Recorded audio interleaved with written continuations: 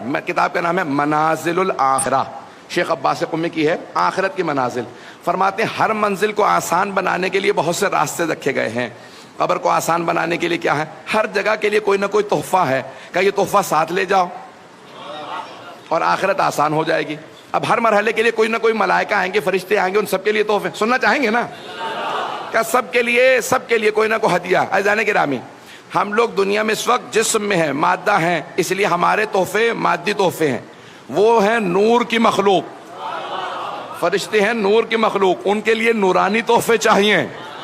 تو مولا نے فرمایا ہر مرحلے کے لیے ایک تحفہ ہے۔ کسی مرحلے کے اندر پانی پلانا تحفہ ہے، یعنی دنیا میں جو پانی پلانے والا ہوگا اس کی آخرت آسان ہوگی۔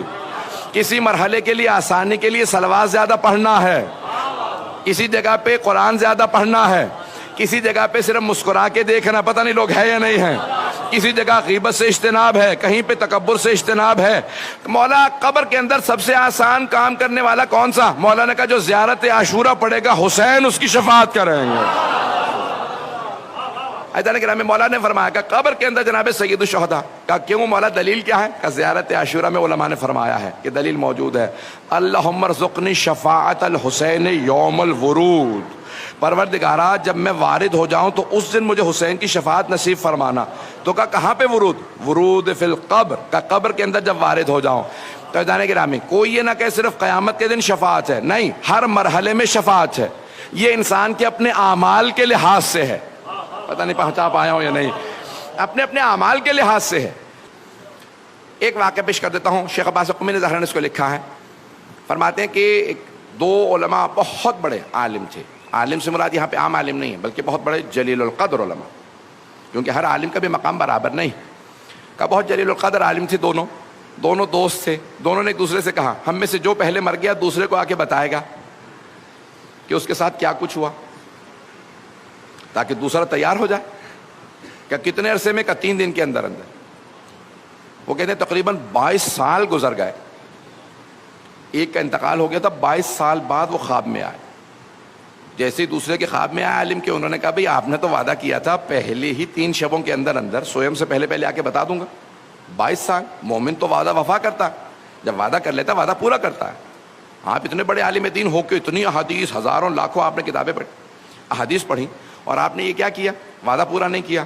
کہ وعدہ پورا تو تب کرتا اگر میں آسانی میں ہوتا۔ کہا آپ پہ بھی سختی آئی؟ کہاں بہت۔ اور کس بات پہ؟ چھوٹی سی بات پہ۔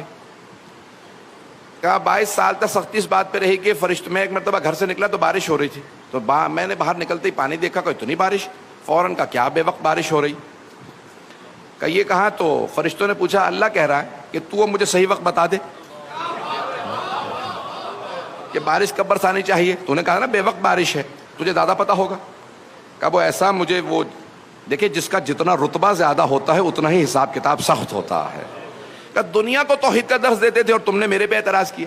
پتہ نہیں بات پہنچی ہے نہیں پہنچی۔ عزیزان گرامی، جیسا جیسا انسان کا مقام ہوگا اتنا ہی اس کا حساب کتاب سخت ہوگا۔ پروردگار ہماری آخرت آسان فرمائے۔ تو کہ 22 سال بعد کہا پھر کیا ہوا؟ کہ آج جناب سید الشہداء رات میں آئے تھے 3ری مرتبہ اسی قبرستان میں جہاں میری قبر تھی۔ پہلی رات میں آئے، اس مومنہ کی شفاعت کی جس کو دفنایا تھا، دوسری رات میں اس کے اطراف میں ساری قبروں کی، تیسرے دن کا سارے قبرستان میں جتنے میرے بابا کے ماننے والے سب کی شفاعت کر رہا ہوں۔ کہا میں تیسرے دن بخشا گیا کیونکہ میں بہت دور تھا۔ تو پوچھا کہ کیا؟ کہا میں نہیں جانتا، لیکن اس مومنہ سے تو جانے گرامی، اب جب وہ انہوں نے جا کے تحقیق کی، معلوم کیا، تو پتہ چلا کہ وہ ایک بہت سادہ خاتون تھی، مومنہ تھیں، جو گھر میں رہنے والی تھیں، جنہیں دنیا کو کچھ نہیں پتا تھا، بہت سادگی تھی۔ صرف ایک پابندی تھی کہ ہر روز زیارت امام حسین پڑھا کرتے تھے۔ عزیزان گرامی، میں بات کر چھوٹے چھوٹے اعمال جس کو آپ سمجھ رہے تو چھوٹا سا عمل ہے، زیارت وارثہ ہے یا کوئی بھی، حتیٰ میں کہتا ہوں پوری زیارت نہ پڑھ سکیں۔ میں نے ایک مرتبہ کہا تھا گھر سے نکلتے ہوئے کہہ دیا کیجیے السلام علیکہ یا ابا عبداللہ الحسین، اور جب گھر میں واپس آ رہے ہوں چاہے گھر خالی ہو دوبارہ کہے السلام علیکہ یا ابا عبداللہ الحسین۔ یہاں تک کہ مرحوم سید عبدالنبی شیرازی فرماتے تھے کہ نماز میں اگر توجہ چاہتے ہو تو نماز شروع کرو تو کہو السلام علیکہ یا ابا عبداللہ الحسین، اور تمام کرو تو کہو السلام علیکہ یا ابا عبداللہ الحسین۔ کہ خود بخود نماز میں توجہ بھی زیادہ ہو جائے گی اور نماز قبول بھی ہو جائے گی۔ جو نماز